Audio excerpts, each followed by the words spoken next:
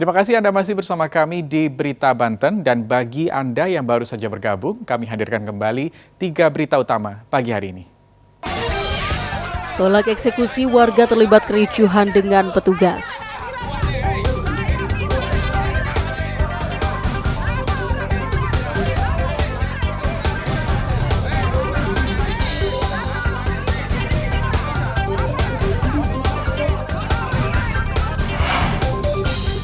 Unjuk rasa mahasiswa di kantor Bupati Lebak ricuh.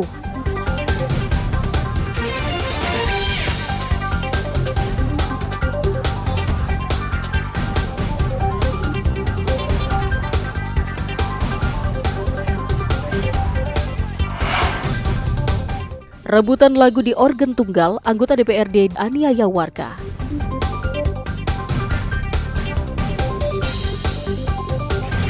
Di mana? Aku lihat lah. Di depan itu, di depan apa?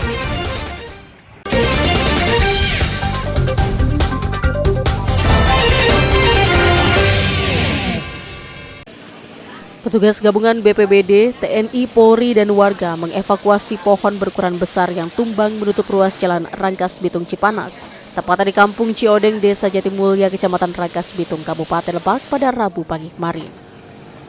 Penyingkiran tersebut dilakukan petugas dengan memotong satu persatu batang pohon menggunakan mesin pemotong kayu.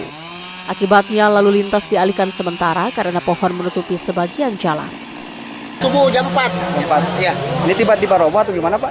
Kayaknya tiba-tiba aja nih, Mbak, nggak ada ini. Langsung aja gerobok. Ini yang roboh pohon apa, Pak? Pohon beringin. Ini kira-kira usianya berapa tahun, Pak? Usianya? Paling ada 25 lah, 25 tahun. Ya, seperti begitu. Seperti begitu. Dari kemarau panjang, dari kemarau panjang kena hujan deras dan kebetulan itu akarnya dekat selokan, dekat parit. Jadi akarnya itu tidak ada akar tunjang, jadi akarnya keluar. Beruntung dalam kejadian tersebut tidak ada pengendara yang melintas. Diperkirakan usia pohon sudah mencapai puluhan tahun dan bagian bawahnya sudah lapuk. Ariel Maranus dan Kusnedi melaporkan dari Kabupaten Lebak. Hanya karena perselisihan di atas panggung organ tunggal, seorang anggota DPRD Banten dari fraksi Gerindra menganiaya seorang warga di Desa Pematang, Kecamatan Keragilan, Kabupaten Serang. Akibat kejadian tersebut, korban mengalami luka lebam di bagian wajah. Kejadian bermula saat korban bernama Supiadi memesan lagu kepada penyanyi. Namun anggota dewan tersebut langsung naik ke atas panggung dan menyanyikan lagu yang dipesan korban. Karena kesal, korban berteriak. Mendengar teriakan tersebut, ajudan dewan kemudian memanggil korban. Di tempat itulah korban mengaku dianiaya oleh oknum anggota DPRD. Tidak hanya itu, anggota dewan sempat mengeluarkan senjata api dan sempat mengancam akan membunuh korban.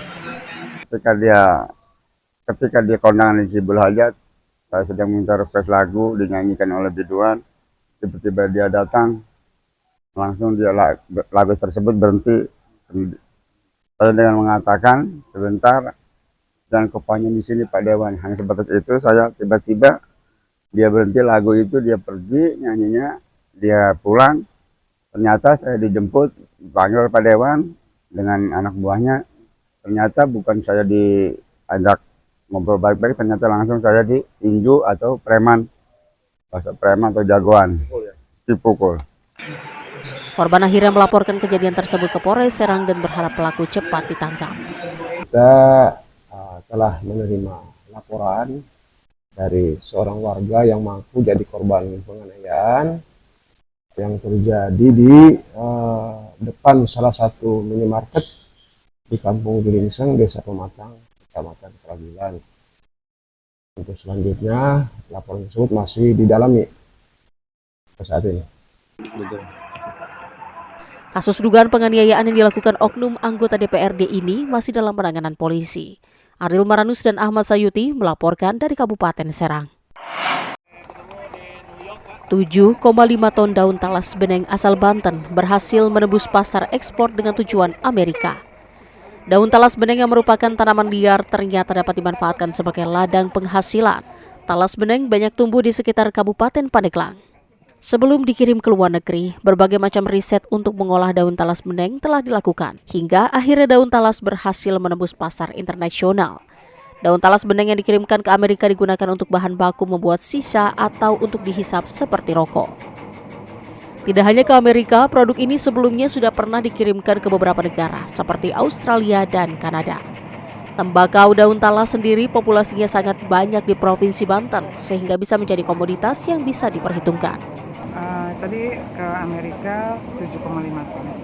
Ini yang pertama atau Yang ketiga kali. Yang ketiga. ekspor ke Amerika, Bu?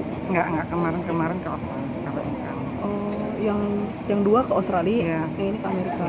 Untuk luasnya sendiri ada berapa, Bu, di sini, Bu?